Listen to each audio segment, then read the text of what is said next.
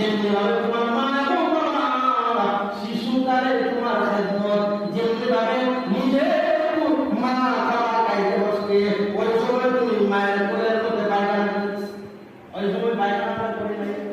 কি বলে